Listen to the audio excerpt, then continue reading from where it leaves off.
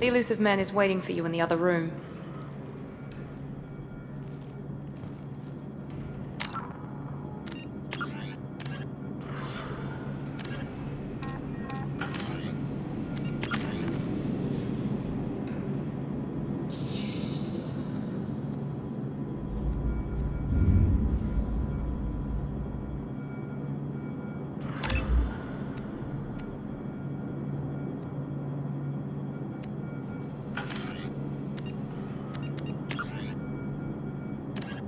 The Asari were the first species to discover the Citadel.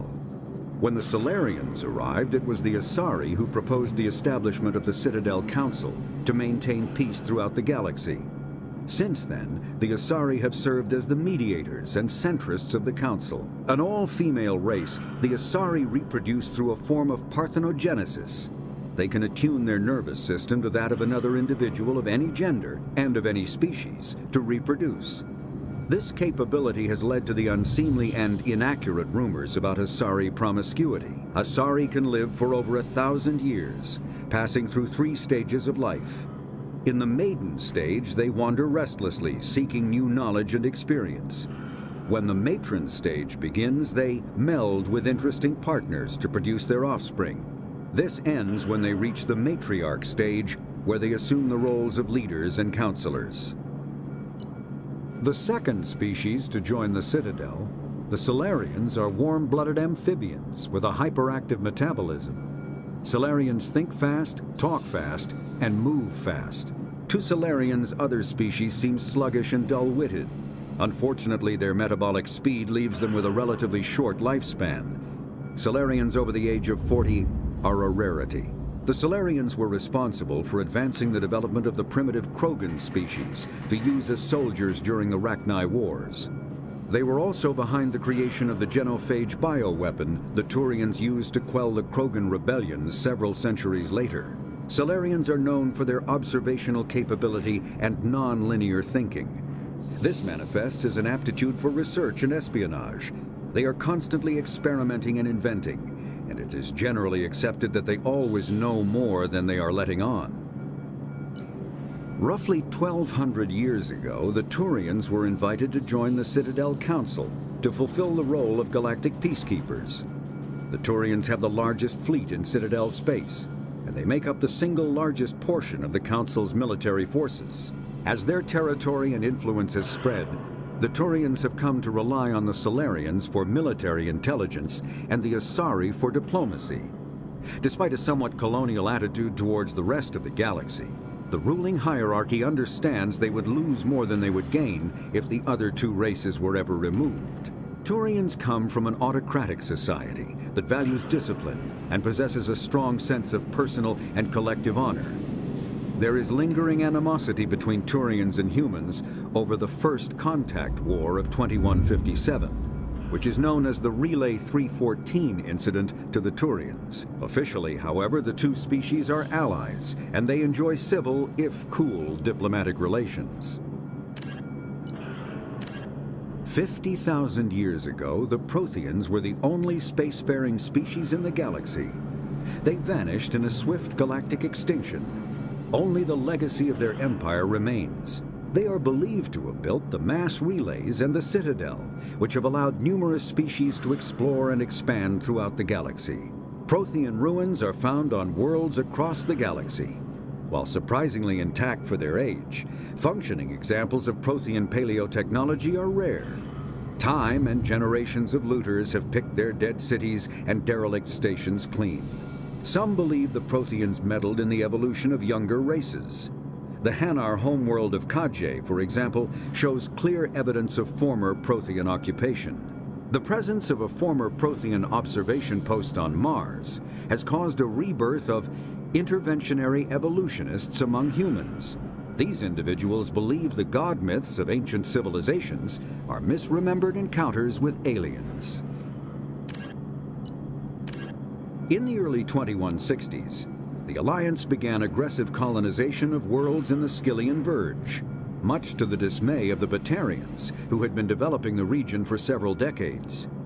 In 2171, the Batarians petitioned the Council to declare the Verge a zone of Batarian interest. The Council refused, however, declaring unsettled worlds in the region open to human colonization. In protest, the Batarians closed their Citadel embassy and severed official diplomatic relations with the Council, effectively becoming a rogue state. They instigated a proxy war in the Verge by funneling money and weapons to criminal organizations, urging them to strike at human colonies.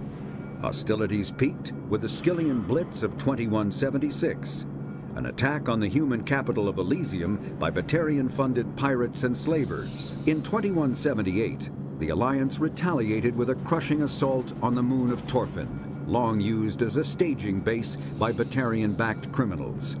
In the aftermath, the Batarians retreated into their own systems and are now rarely seen in Citadel space. The Elcor are a Citadel species native to the high-gravity world Dakuna. They are massive creatures, standing on 4 muscular legs for increased stability. Elcor move slowly, an evolved response to an environment where a fall can be lethal. This has colored their psychology, making them deliberate and conservative. Elcor speech is ponderous and monotone. Among themselves, scent, slight movements, and subvocalized infrasound convey shades of meaning that make a human smile seem as subtle as a fireworks display. Since their subtlety can lead to misunderstandings with other species, the Elcor often go out of their way to clarify when they are being sarcastic, amused, or angry. Dakuna's high gravity impedes mountain formation.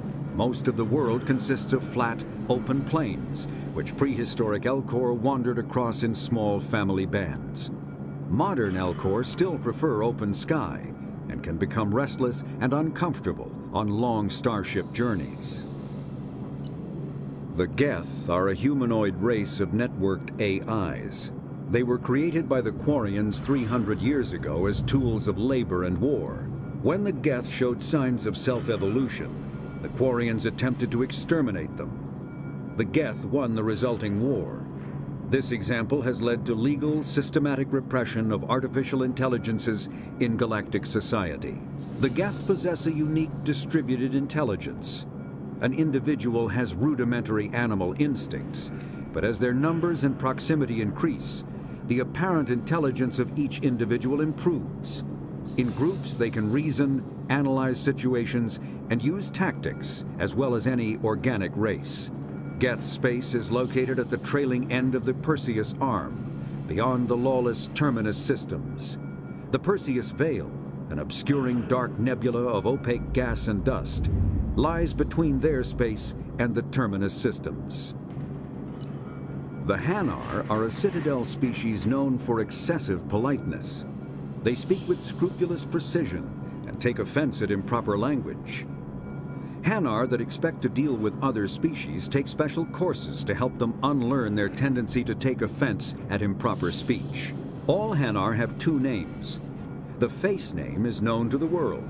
The soul name is kept for use among close friends and relations. Hanar never refer to themselves in the first person in conversation with someone they know on a face name basis. To do so is considered egotistical, so instead they refer to themselves as this one, or the impersonal it. Their homeworld, Kajay, has 90% ocean cover and orbits an energetic white star, resulting in a permanent blanket of cloud.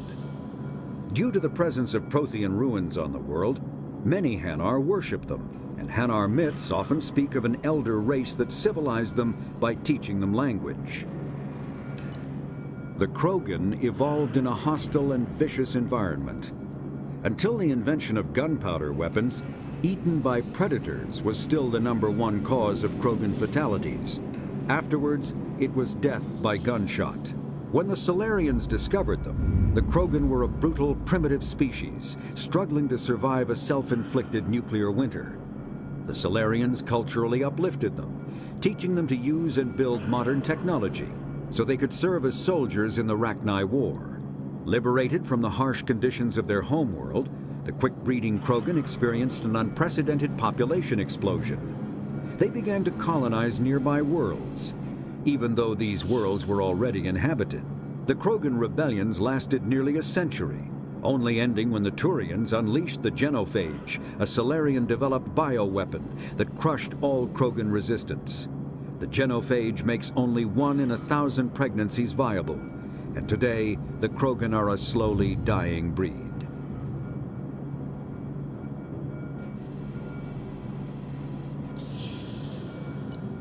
Driven from their home system by the Geth nearly 3 centuries ago, most Quarians now live aboard the Migrant Fleet, a flotilla of 50,000 vessels ranging in size from passenger shuttles to mobile space stations. Home to 17 million Quarians, the flotilla understandably has scarce resources. Because of this, each Quarian must go on a rite of passage known as the pilgrimage when they come of age. They leave the fleet and only return once they have found something of value they can bring back to their people. Other species tend to look down on the Quarians for creating the Geth and for the negative impact their fleet has when it enters a system. This has led to many myths and rumors about the Quarians, including the belief that underneath their clothes and breathing masks, they are actually cybernetic creatures, a combination of organic and synthetic parts. A myth common to several cultures in the galaxy. Reapers were imagined to be space monsters who consumed entire stars. Archaeologists and mythologists attempting to uncover sources for such myths have yielded little, except interstellar religious themes of all-consuming devils common to primitive cultures. The Volus are a member species of the Citadel with their own embassy, but they are also a client race of the Turians. Centuries ago, they were voluntarily absorbed into the hierarchy, effectively trading their mercantile prowess for Turian military protection. Erun, their homeworld, lies far beyond the normal life zone of its star. However, the world has a high-pressure greenhouse atmosphere that traps enough heat to support an ammonia-based biochemistry. As a result, the Volus must wear pressure suits and breathers when dealing with other species, as conventional nitrogen-oxygen-air mixtures are poisonous to them, and in the low-pressure atmospheres tolerable to most species, their flesh will actually split open. Volus culture is tribal, bartering lands and even people to gain status. This culture of exchange inclines them to economic pursuits. It was the Volus who authored the Unified Banking Act, and they continue to monitor and balance the Citadel economy. The Citadel is an ancient deep space station, presumably constructed by the Protheans. Since the Prothean extinction, numerous species have come to call the Citadel home. It serves as the political, cultural, and financial capital of the galactic community. To represent their interests, most species maintain embassies on the Presidium, the Citadel's inner ring. The Citadel Tower in the center of the Presidium holds the Citadel Council chambers. Council affairs often have far-reaching effects on the rest of the galactic community. 5 arms, known as the wards, extend from the Presidium.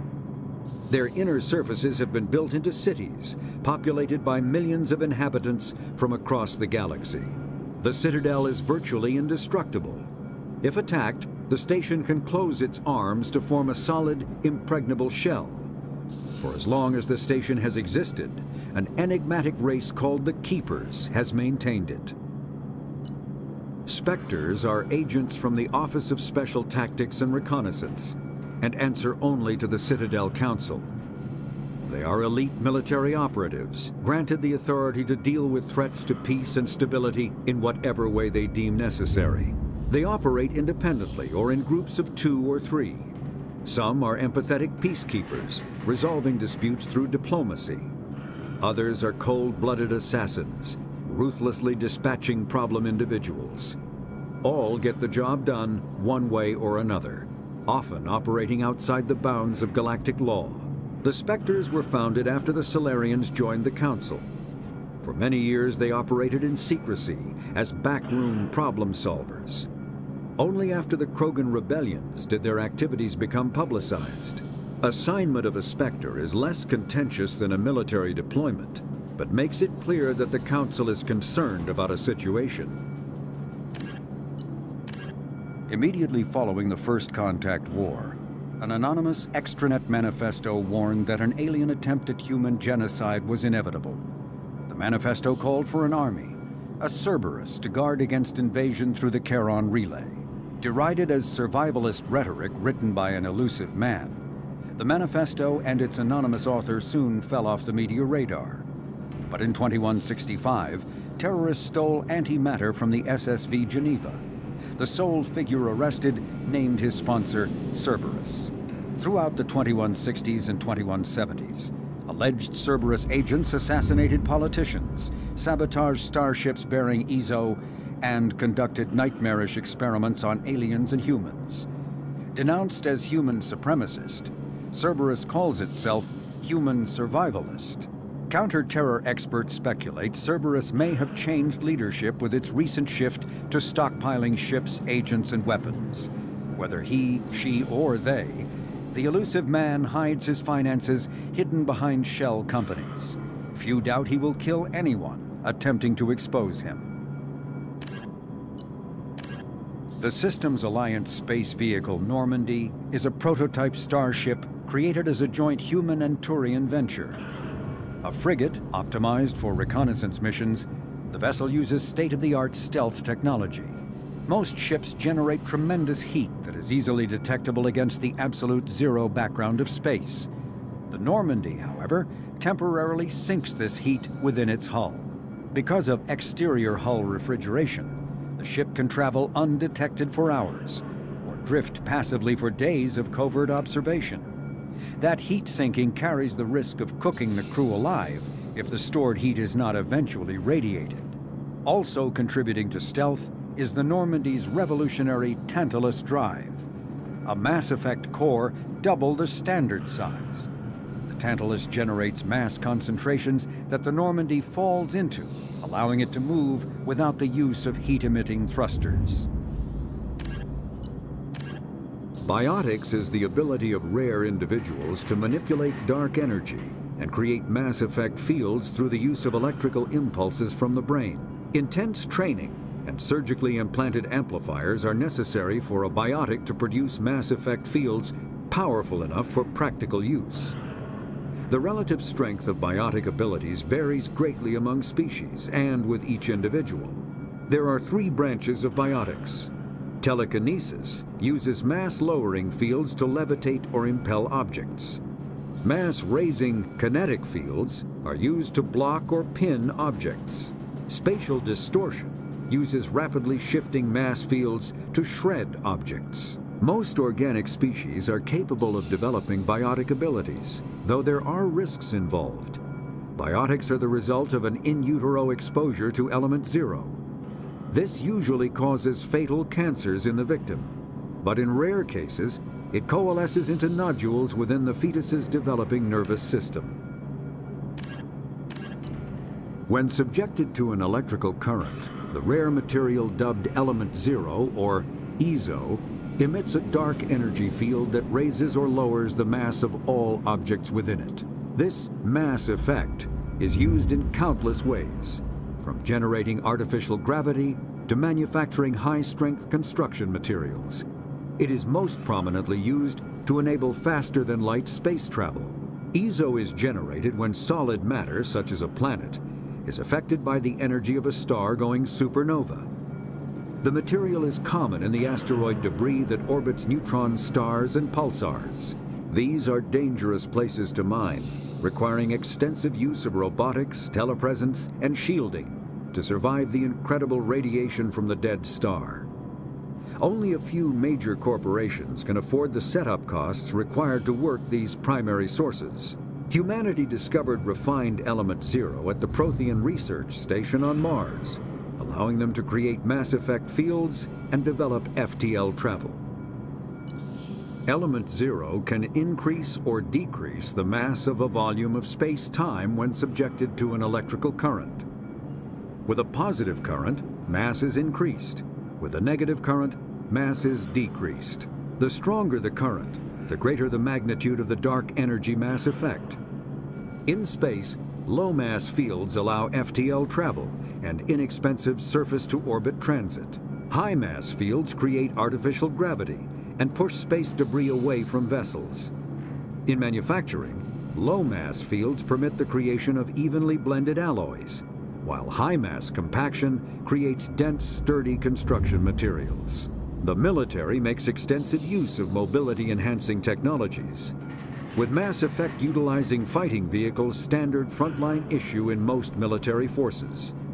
Mass effect fields are also essential in the creation of kinetic barriers or shields to protect against enemy fire. Mass relays are feats of Prothean engineering advanced far beyond the technology of any living species. They are enormous structures scattered throughout the stars and can create corridors of virtually mass-free space, allowing instantaneous transit between locations separated by years or even centuries of travel using conventional FTL drives. Primary mass relays can propel ships thousands of light years, often from one spiral arm of the galaxy to another. However, they have fixed one-to-one connections. A primary relay connects to one other primary relay and nowhere else. Secondary relays can only propel ships across a few hundred light years. However, they are omnidirectional. A secondary relay can send a ship to any other relay within its limited range. There are many dormant primary relays whose corresponding twins have not yet been located. These are left inactive until their partner is charted, as established civilizations are unwilling to blindly open a passage that might connect them to a hostile species. Omni-tools are handheld devices that combine a computer microframe, sensor analysis pack, and manufacturing fabricator. Versatile and reliable, an Omni-tool can be used to analyze and adjust the functionality of most standard equipment, including weapons and armor, from a distance. The fabrication module can rapidly assemble small three-dimensional objects from common reusable industrial plastics, ceramics, and light alloys. This allows for field repairs and modifications to most standard items, as well as the reuse of salvaged equipment. Omni-tools are standard issue for soldiers and first-in colonists. Medigel is a common medicinal salve used by paramedics, EMTs, and military personnel. It combines several useful applications: a local anesthetic, disinfectant, and clotting agent all in one. Once applied, the gel is designed to grip tight to flesh until subjected to a frequency of ultrasound. It is sealable against liquids, most notably blood, as well as contaminants and gases. The gel is a genetically engineered bioplasm created by the CERTA Foundation, a medical technology megacorp based on Earth. Technically, Medigel violates Council laws against genetic engineering, but to date, it has proved far too useful to ban.